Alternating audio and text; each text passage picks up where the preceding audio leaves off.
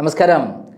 ഇന്നലെ നമ്മുടെ പ്രിയങ്കരിയായ വീണ ടിയുടെ, അതായത് സാക്ഷാൽ കേരള രാജാവായിരുന്ന നമ്മുടെ പ്രിയങ്കരനായ പിണറായി വിജയൻ്റെ മകൾ വീണ ടി, അതായത് PV എന്ന് പറയുന്ന പിണറായി വിജയൻ്റെ മകൾ വീണ ടി യുടെ ബാങ്ക് ലോക്കർ പരിശോധിക്കുകയുണ്ടായി. ആ ബാങ്ക് ലോക്കറിൽ നിന്ന് ഒരു വസ്തുവും കിട്ടിയില്ല എന്നുള്ള റിപ്പോർട്ടാണ് പുറത്തു വന്നിരിക്കുന്നത്. അതിന് അപ്പോൾ തന്നെ നമ്മുടെ രാജാവ് ഒരു പ്രസ്താവന ഇറക്കി. അതായത് എൻ്റെ മകളുടെ ലോക്കറിൽ എന്ത് വേണം പരിശോധിച്ചോ, അതിനർത്ഥം അവിടെ ഒന്നുമില്ല, അതൊക്കെ തന്നെ ഇവിടെ നിന്ന് മാറ്റി നേരെ ദുബായിൽ അബുദാബിയിൽ എത്തിച്ച് എല്ലാം സുരക്ഷിതമാക്കി എന്നുള്ള വിവരം നേരത്തെ തന്നെ പുറത്തു വന്നിട്ടുള്ള കാര്യമാണ്. എൻ്റെ ചോദ്യം ഇതാണ്: എൻ്റെ ഓഫീസിൽ നിന്ന് പിടിച്ചെടുത്ത പിണറായി വിജയൻ്റെ 10,000 കോടി രൂപയുടെ ഡോക്യുമെൻറ്റ്സ്, അതായത് എനിക്ക് ഇങ്ങനെ പിണറായി വിജയനെക്കുറിച്ച് 10,000 കോടി രൂപ അദ്ദേഹത്തിന് വിദേശത്ത് അനധികൃത നിക്ഷേപമുണ്ടെന്ന് പറയുന്നൊരു കാര്യത്തിൽ അദ്ദേഹത്തിൻ്റെ മകളുടെയും മകൻ്റെയും അതേപോലെ വിദേശത്തുള്ള ഫാരിസ് അബൂബക്കർ അടക്കമുള്ള ആളുകളുടെയും പേരിൽ അടക്കം 10,000 കോടി രൂപയുടെ നിക്ഷേപത്തിൻ്റെ രേഖകൾ പിടിച്ചെടുക്കാൻ എൻ്റെ പേരിൽ കള്ളക്കേസെടുക്കുകയും എൻ്റെ ഓഫീസും വീടും റെയ്ഡ് ചെയ്യുകയും ആ രേഖകൾ കടത്തിക്കൊണ്ടു പോയിട്ടുള്ളതുമാണെന്നുള്ളത് എല്ലാവർക്കും അറിയുന്ന കാര്യമാണ്. അപ്പോൾ 10,000 കോടി രൂപ പിണറായി വിജയന് അന്ന് എൻ്റെ കൈവശം കിട്ടിയെങ്കിൽ അതിൻ്റെ ഒരു 10 ഇരട്ടി അദ്ദേഹത്തിന് പല ലോകത്തിൻ്റെ വിവിധ ഭാഗങ്ങളിലായി നിക്ഷേപങ്ങളുണ്ട്. ഇതെല്ലാം കൈകാര്യം ചെയ്യുന്നത് ഫാരിസ് അബൂബക്കറും അദ്ദേഹത്തിൻ്റെ മകനും മകളും കൂടിയാണ് എന്നുള്ള സത്യം എല്ലാവർക്കും അറിയാം. അപ്പോൾ കട്ട മുതൽ സൂക്ഷിച്ചു വെക്കാൻ ഏറ്റവും നന്നായിട്ട് അറിയുന്ന പിണറായി വിജയൻ അതുകൊണ്ടാണല്ലോ ലാവ്ലിൻ കേസിലൊക്കെ വളരെ ശ്രദ്ധയോടുകൂടി പണ ഇടപാടുകൾ നടത്തിയിട്ടുള്ളത്. അദ്ദേഹം സ്വന്തം ഭാര്യയുടെ പേരിൽ കമല ഇൻ്റർനാഷണൽ എക്സ്പോർട്ടിംഗ് കമ്പനി എന്ന പേരിൽ ഒരു സ്ഥാപനം സിംഗപ്പൂരിൽ തുടങ്ങുകയും അതിലേക്ക് മലബാർ ക്യാൻസർ സെൻറ്ററിലേക്ക് വരേണ്ട 75 കോടി രൂപ അങ്ങോട്ട് അയക്കുകയും ചെയ്തു. എന്താണ് Malabar cancer centre? SNC Lavalin എന്ന കമ്പനി ചെങ്കുളം, പന്നിയാർ, പള്ളിവാസൽ എന്നീ 3 പദ്ധതികൾക്ക് വേണ്ടി 278 കോടി രൂപയ്ക്ക് എഗ്രിമെൻ്റ് ഒപ്പിട്ടു. അതിൽ 100 കോടി രൂപയ്ക്കാണ് ഇന്ത്യയിലെ നവരത്ന സ്ഥാപനമായ ബെൽ ആ പണി പൂർത്തിയാക്കി കൊടുക്കാമെന്ന് പറഞ്ഞത്. പണിയല്ല, എല്ലാ സാമഗ്രികളെ ഇറക്കി കുറഞ്ഞ പലിശയ്ക്ക് ലോണ് കൊടുത്ത് അങ്ങനെ ഇന്ത്യയിൽ അവിടെ വന്ന് നോക്കിക്കോളും, ഒന്നും നമ്മൾ അറിയണ്ട. എന്നാൽ 278 കോടി രൂപയ്ക്ക് യാതൊരു ടെൻഡറും വിളിക്കാതെ ഒരു കമ്പനി പോലുമല്ലാത്ത SNC ലാവ്ലിൻ എന്ന് പറയുന്ന കനേഡിയൻ കമ്പനിക്ക് പിണറായി വിജയൻ കൊടുത്തത് 178 കോടി രൂപ അധികമാണ്. അതിൽ പ്രത്യുപകാരമായി അവർ 98.3 കോടി രൂപ കനേഡിയൻ ഗവൺമെൻറ് ഒരു ക്യാൻസർ രോഗികൾക്കുള്ള സ്ഥാപനം തലശ്ശേരി തുടങ്ങാൻ തീരുമാനിച്ചു. പാവപ്പെട്ട ക്യാൻസർ രോഗികൾക്ക് വേണ്ടിയിട്ടാണ്, മലബാറിലെ ക്യാൻസർ രോഗികൾക്ക് വേണ്ടിയിട്ടാണ് അങ്ങനെ ഒരു സ്ഥാപനം തുടങ്ങാൻ തീരുമാനിച്ചത്. ആ തീരുമാനിച്ചതിൽ 12 കോടി രൂപയാണ് ടെക്നിക്കാലി എന്ന സ്ഥാപനത്തിന് നിയമവിരുദ്ധമായി, ചെന്നൈയിലുള്ള സ്ഥാപനത്തിന് നിയമവിരുദ്ധമായി വന്നത്. എന്നാൽ ബാക്കി പൈസയോ, ഇതിലാണ് 75 കോടി രൂപ പിണറായി വിജയൻ്റെ ഭാര്യയുടെ പേരിലുള്ള കമല ഇൻ്റർനാഷണൽ എക്സ്പോർട്ടിംഗ് കമ്പനിയിലേക്ക് വന്നത്.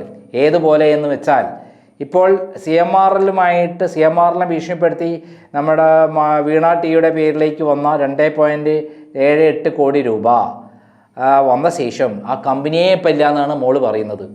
ഇതേപോലെയാണ് നമ്മുടെ ഈ company Kamala international exporting company ഇപ്പോഴില്ല എന്ന് പറഞ്ഞിട്ട് എൻ്റെ ഹർജിയുടെ പുറത്ത് അന്വേഷണം നടത്തിയ ഏജൻസി ഇപ്പോഴില്ല. ആ സ്ഥാപനം പണ്ടുണ്ടായിരുന്നില്ല എന്ന് അവർ പറയുന്നില്ല.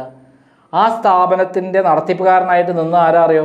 ഫാരിസ് അബൂബക്കറും അതേപോലെ പിണറായി വിജയൻ്റെ മകനുമായിരുന്നു, വിവേക് തൈക്കണ്ടി. ആ 75 കോടി രൂപ പിന്നീട് എൻ്റെ പരാതി വന്നപ്പോൾ എന്തായി? ഈ പണം തിരിച്ചിട്ട് പസഫിക് കൺട്രോൾസ് എന്ന് പറയുന്ന ദുബായിലുള്ള ഇതിൻ്റെ ഇടനിലക്കാരനായിരുന്ന ദിലീപ് രാഹുലിൻ്റെ അക്കൗണ്ടിലേക്ക് ട്രാൻസ്ഫർ ചെയ്തു. അങ്ങനെ പിണറായിക്ക് ആ പൈസ നഷ്ടപ്പെട്ടു. പിന്നീട് ദിലീപ് രാഹുലൻ പിടികിട്ടാപ്പുള്ളിയായി ദുബായിൽ നിന്ന് കടന്ന് ഓസ്ട്രേലിയക്ക് പോയി. ആ സന്ദർഭത്തിൽ പിണറായി വിജയൻ പലതവണ പസഫിക് കൺട്രോൾസിൽ മുഖ്യമന്ത്രിയായ ശേഷം പോയി, 5 പൈസ കിട്ടിയില്ല. അതായത് കേരളത്തിന് കിട്ടേണ്ട പണം, അതായത് കേരളത്തിലെ പാവപ്പെട്ട ക്യാൻസർ രോഗികൾ കിട്ടുന്ന പണമാണ് 75 കോടി രൂപ വിദേശത്തേക്ക് കടത്തിയത്. അതായത് യാതൊരു തെളിവുമില്ല, നേരെ അങ്ങോട്ടാണ് വന്നത്. സിംഗപ്പൂരിലെ കേസ് ഇവിടെ വരുമ്പോൾ അന്വേഷിക്കാൻ പോയപ്പോൾ ഈ സ്ഥാപനം പൂട്ടി സ്ഥലം വിടുകയും ചെയ്തു.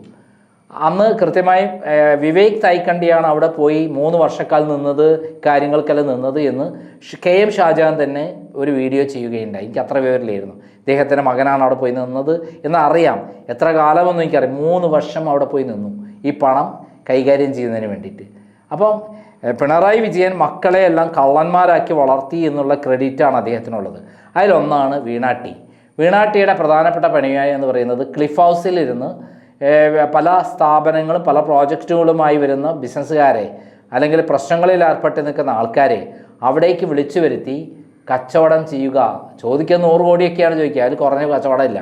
നമ്മളെ ഹോസ്പിറ്റലുകാർ പിണറായി വിജയനെ വന്ന് 2021 വന്ന് 2016 വന്ന് ആദ്യം ഹോസ്പിറ്റൽ അസോസിയേഷൻ വന്ന് പിണറായി വിജയൻ്റെ കാൽക്കൽ വീണു.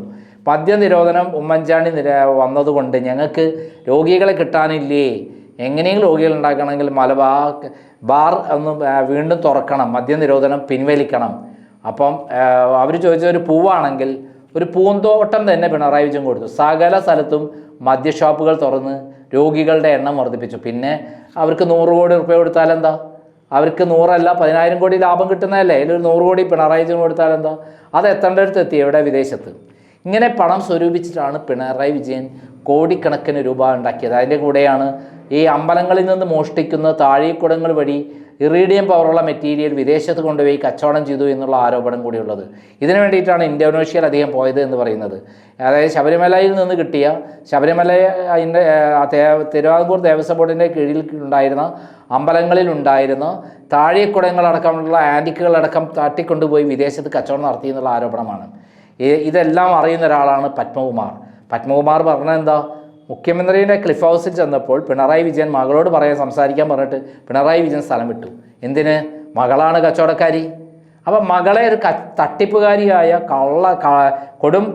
കൊള്ളക്കാരിയാക്കി മാറ്റിയത് സ്വന്തം പിതാവ് പിണറായി വിജയനാണ്. ഈ വീണ ജയിലിൽ അടയ്ക്കുമെന്നുള്ള കാര്യത്തിൽ യാതൊരു സംശയമില്ല. അപ്പോൾ വീണ ചോദിക്കുന്ന ഒരു ഘട്ടത്തിൽ ചോദിക്കും പിണറായി വിജയനോട്, എടോ പിണറായി, താനല്ലടോ എന്നെ മകളായ എന്നെ ഇങ്ങനെ കള്ളത്തരം പഠിപ്പിച്ചത്? ഒരു തവണയെങ്കിലും നല്ലത് തന്നിരുന്നെങ്കിൽ ഞാൻ അന്ന് രക്ഷപ്പെടുമായിരുന്നില്ലേ എന്ന് വീണ ചോദിക്കും എന്നുള്ള കാര്യത്തിൽ സംശയമില്ല. കാരണം ജയിലിൽ അടയ്ക്കുമ്പോൾ വീണയുടെ ഈ ശൗര്യമൊന്നും ഉണ്ടാവില്ല, പിണറായി വിജയൻ്റെ ശൗര്യമൊന്നും ഉണ്ടാവില്ല. പല നാൾ കള്ളൻ ഒരു നാൾ പിടിക്കപ്പെടും എന്നുള്ളത് 100% സത്യമാണ്.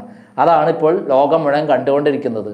കേരളത്തിൻ്റെ 10 വർഷം ഭരിച്ച മുഖ്യമന്ത്രി പിണറായി വിജയൻ്റെ മകൾ ഇങ്ങനെ ED റെയ്ഡും അതേപോലെ വീട്ടിലും എല്ലാ സ്ഥലത്തും റെയ്ഡ് നടന്നുകൊണ്ടിരിക്കുകയാണ്. അതിന് അന്വേഷണത്തിന് മുന്നിൽ വന്നുകൊണ്ടിരിക്കുകയാണ്. എന്തായാലും 2.78 കോടി രൂപയുടെ കാര്യത്തിൽ പിണറായി വിജയനോ വീണയ്ക്കോ ഒന്നും പറയാൻ പറ്റില്ല എന്നുള്ളത് കൊണ്ട് തന്നെ വീണ അറസ്റ്റിലാകും എന്നുള്ള കാര്യത്തിൽ സംശയമില്ല. മാത്രമല്ല PV എന്ന് പറയുന്ന പിണറായി അതിലൂടെ കോടികൾ സമാഹരിച്ചിട്ടുണ്ട്.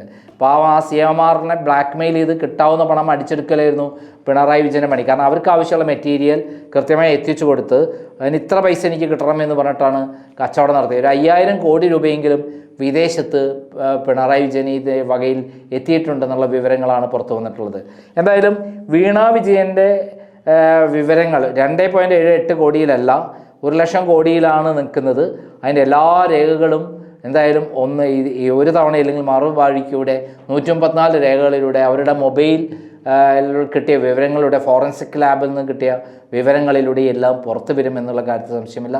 ഇന്നല്ലെങ്കിൽ നാളെ പിണറായി വിജയനും മകളും അറസ്റ്റിലാകും എന്നുള്ള കാര്യത്തിൽ സംശയമില്ല. ഇപ്പോൾ ഏറ്റവും ലേറ്റസ്റ്റായ റിപ്പോർട്ട് കൽപ്പറ്റ SNDP യൂണിയൻ്റെ കണക്കിൽ കോടിക്കണക്കിന് തട്ടിപ്പ് കേസിൽ വെള്ളാപ്പള്ളിയും സോമനും പ്രതികളായി ഇന്ന് കേസെടുത്ത് കുറ്റപത്രം കൊടുത്തു എന്നുള്ളതാണ്.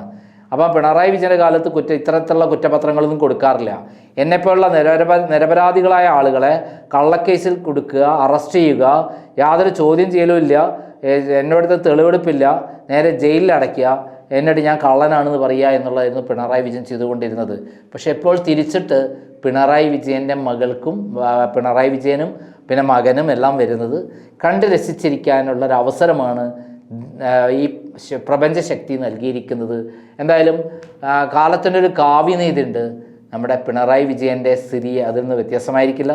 സ്വന്തം മകളും മകനും ജയിലിലായി ആ നെഞ്ചു പൊട്ടിക്കരയുന്ന പിണറായി വിജയനെ തീർച്ചയായും കാണേണ്ടി വരും. കാരണം പിണറായി വിജയൻ്റെ ഏറ്റവും വീക്ക്നെസ് എന്ന് പറയുന്നത് മകളാണ്. മകളെ തമ്മാടിത്തരം പഠിപ്പിച്ച് തട്ടിപ്പ് നടത്തിച്ച് അങ്ങനെയാണ് വളർത്തിയെടുത്തത്. നമുക്കറിയാം അത് ആ കുട്ടിയെ എവിടെ കൊണ്ടുപോയിട്ടാണ് പഠിപ്പിച്ചത്? സ്വാശ്രയ കോളേജുകൾക്ക് സമരം നടത്തി എം വി രാഘവൻ്റെ അടക്കം കൂത്തുപറമ്പ് വെടിയപ്പടക്കമുണ്ടായ 5 പേർ കൊല്ലപ്പെട്ട സംഭവത്തിലടക്കം പ്രക്ഷോഭം നടത്തിയ പിണറായി സ്വന്തം മകളുടെ കാര്യത്തിൽ വന്നപ്പോൾ അമൃത എഞ്ചിനീയറിംഗ് കോളേജ് കോയമ്പത്തൂർ കൊണ്ടുപോയി ചേർത്തി 5 പൈസ ഫീസോ അല്ലെങ്കിൽ ഒരു യാതൊരു ഇൻ്റർവ്യൂവോ അല്ലെങ്കിൽ മറ്റു നടപടികളോ ഇല്ലാതെ കയറിയതും അവിടുന്ന് ജയിപ്പിച്ച് കൊണ്ടുപോയതും എല്ലാം എല്ലാവർക്കും അറിയുന്നതാണ്. അല്ലെങ്കിൽ ബർലിൻ കുഞ്ഞനന്ദൻ നായരുടെ പുസ്തകങ്ങൾ വായിച്ചാൽ കൃത്യമായി കിട്ടും. എന്തായാലും പിണറായി വിജയൻ കാട്ടുകള്ളനാണെന്ന് ഞാൻ പറഞ്ഞത് ലോകം മുഴുവൻ അംഗീകരിച്ചിരിക്കുകയാണ് എന്നുള്ള കാര്യത്തിൽ എന്തായാലും സന്തോഷമുണ്ട്. പത്രം എടുത്ത് നോക്കിക്കഴിഞ്ഞാൽ പിണറായി വിജയൻ്റെ വീട്ടിലെ റെയ്ഡ്, അല്ലെങ്കിൽ ബാങ്ക് ലോക്കർ പരിശോധന, അല്ലെങ്കിൽ മകളെ വിളിച്ചു വരുത്തിയുള്ള പരിശോധന, ഇതൊക്കെയാണ് ഇപ്പോൾ നടക്കുന്നത്. നടക്കട്ടെ. പിണറായി കാലം എല്ലാത്തിനും തിരിച്ചടി തരും. കാരണം കള്ളക്കേസ് എടുത്ത് എന്നെയൊക്കെ അറസ്റ്റ് ചെയ്ത് ജയിലിൽ അടച്ചുകൊണ്ട് എനിക്ക് ഒരു മണ്ണാങ്കട്ടയും ഉണ്ടായില്ല. പക്ഷെ തിരിച്ച് താങ്കൾക്ക് ജയിലിൽ കിടക്കേണ്ടി വരും എന്ന് ഞാൻ പറഞ്ഞാൽ അത് സത്യമായിരിക്കും. നന്ദി, നമസ്കാരം.